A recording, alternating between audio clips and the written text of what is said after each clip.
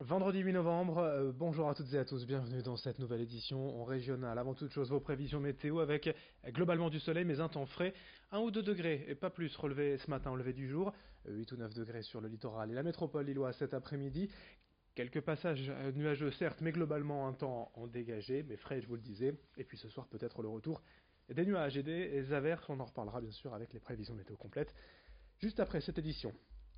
À la une d'abord dans l'actualité régionale, l'INSEE a présenté hier le résultat de 3 études récentes concernant l'état du logement dans la région avec un chiffre tout d'abord d'ici 2035 selon l'Institut. Les Hauts-de-France auront besoin de 426 000 logements supplémentaires, soit 21 000 à produire chaque année. C'est un rythme proche de la politique actuelle. À propos de la précarité énergétique aussi, la région compte aujourd'hui 450 000 ménages vulnérables, un foyer sur 5, dont les dépenses en énergie de son logement représentent plus de 8% de son revenu. Enfin, la troisième étude de l'INSEE portait sur le nombre de logements vacants, estimé à 213 800, soit 7,6% au total. Il y a de nombreux logements vacants, il y a de nombreuses demandes. Bref, l'offre et la demande ne parviennent pas à s'équilibrer. Et surtout, la précarité énergétique. Un foyer sur 5 dont les dépenses en énergie de son logement sont importantes. À ce propos, un représentant de l'INSEE, ses explications détaillées au micro de Vincent Vieillard. Elle est liée au fait que les revenus sont plus faibles qu'ailleurs. On est quand même la deuxième région la plus pauvre de France métropolitaine. Et elle est liée aussi au fait qu'on a un parc de logements qui est plutôt vieillissant. Et puis on est une région aussi où le climat est relativement rigoureux.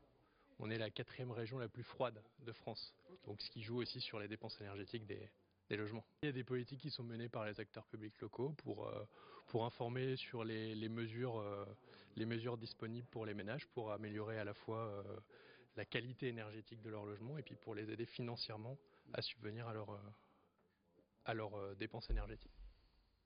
Autre actualité, en ce vendredi en Belgique, tout près de la frontière, l'usine Clairbout fait de nouveau parler d'elle. Il y a tout juste une semaine, une salariée française de l'entreprise a été gravement brûlée lors d'un accident du travail. Pour cette société, c'est un nouvel épisode de polémique quant aux conditions de travail sur place avec de nombreux salariés français embauchés là-bas. On fait le point sur cette enquête et cette affaire avec Rémi Desremeaux. Une nouvelle affaire vient attiser la polémique qui entoure Clairbout Potatoes. Cette usine, située à Warneton, en Belgique, près de la frontière française, n'en est pas à sa première affaire. Le dernier incident date du 31 octobre dernier. Une ouvrière française de 44 ans fut retrouvée le corps brûlé au second degré. Une cuve aurait débordé entraînant des projections d'huile sur son bras et sa jambe. Après un séjour au CHR de Lille, l'ouvrière a pu rentrer chez elle le lendemain. Jusque-là, on pourrait croire à un accident de travail, tout ce qu'il y a de plus classique. Or, ce qui pose débat, c'est le nombre de cas d'accidents que l'on recense dans l'usine ces dernières années. Entre 2016 et 2017, 2 ouvriers ont trouvé la mort dans l'usine, un autre ouvrier fut brûlé au second degré. Le personnel avait même cessé le travail en octobre 2017 pour réclamer plus de mesures de sécurité. Depuis 2 ans, y a-t-il eu du changement? Comment expliquer ce nouvel incident en date du 31 octobre? Pour en savoir plus, nous avons pris contact avec un ancien ouvrier de Clairbout. Son expérience dans la firme est encore récente. Il témoigne sur la sécurité de l'usine sous couvert d'anonymat. C'est très facile là-bas d'avoir un accident. Ils font conduire des gens en Clark qui n'ont pas le permis. Donc à tout moment, tu peux te faire écraser. Niveau chaleur, à certaines périodes, c'était galère. Le plus gros problème, c'est que c'est une usine de frites. En vouloir aller trop vite, tu peux te couper, tu peux te brûler, voilà. Si par exemple on te demande de te presser parce que t'as pas le temps, et c'est des machines dangereuses, ben tu risques beaucoup plus de te brûler. Ils ont beaucoup d'équipements. L'équipement est pas forcément de qualité. Moi, par exemple, je me suis déjà cogné. Il s'est démonté en 2 secondes. Et est-ce que vous pensez que la direction met suffisamment de moyens en place pour vous aider? Je pense que oui. Il y a un mouvement, mais est-ce que les employés l'appliquent à la lettre? Non. Nous avons également posé quelques questions à la direction de Clairbout pour en apprendre davantage sur les faits, sur ce qui a bien pu se passer, comme vous pouvez le voir dans le mail que nous avons reçu. Clairbout a d'ores et déjà lancé une enquête interne pour comprendre les raisons de cet incident et a proposé des mesures correctives qui ont été approuvées le jour même par l'auditorat du travail. Clairbout a toujours fait de la sécurité au travail une priorité non négociable. En 30 ans, nous recensons un nombre de 4 accidents de travail notables sur tous nos sites. Nous ne pouvons nous en satisfaire, mais nous ne reculons devant aucun investissement matériel ou humain lié à la sécurité des employés. Il y a toujours des progrès à faire et nous y sommes pleinement engagés. En tout cas, l'auditorat du travail belge a ouvert une enquête pour déterminer les circonstances exactes de cet accident.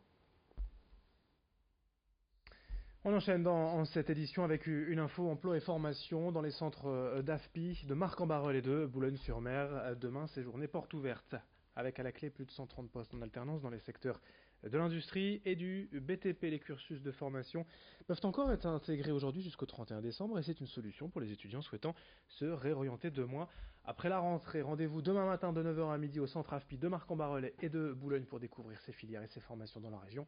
On en reparle dès le prochain quart d'heure.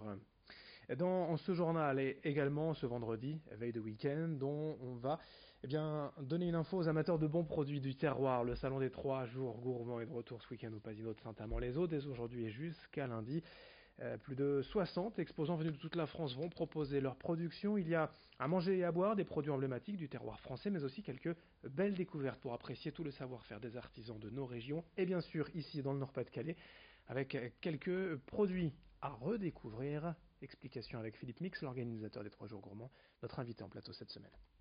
J'ai redécouvert sur un salon au Touquet là, au mois de février une distillerie bien connue dans les Hauts-de-France, c'est la distillerie Persin, donc le Genièvre de Houle, qui est vraiment une très très belle maison emblématique, mais voilà une maison qui a élargi sa gamme d'une manière absolument remarquable, avec des produits qui n'existaient pas il y a quelques décennies, mais qui aujourd'hui répondent aux attentes du public. Il y a notamment un Genièvre qui sert de base de cocktail pour l'apéritif, qui remplace très avantageusement le gin, et qui est très savoureux, très, très riche en goût, et qu'on va faire découvrir. À côté de ce Genièvre, il y aura aussi un brut de fût, une gamme très large. Donc on va faire découvrir ou redécouvrir ce produit emblématique de la région. La 29e édition des 3 jours gourmands à Saint-Amand-les-Eaux, au Pasino dès aujourd'hui jusqu'à lundi. Puis on termine avec encore une autre image pour les amateurs de Star Wars. C'est la 2e édition de l'événement Star Wars ce week-end à Boulogne-Salle dans Raymond. 8000 visiteurs la première édition, ils en attendent tout autant, voire plus cette année, puisque cette fois, de la gare maritime, on passe à la grande salle dans Raymond. Une montée en gamme avec des concerts, des défilés, des acteurs ayant joué dans la saga. Bref, un beau programme pour les amateurs de Star Wars. C'est ce week-end à Boulogne, l'événement Star Wars. Fin de ce journal, à suivre dans un instant vos prévisions météo. Merci de votre fidélité.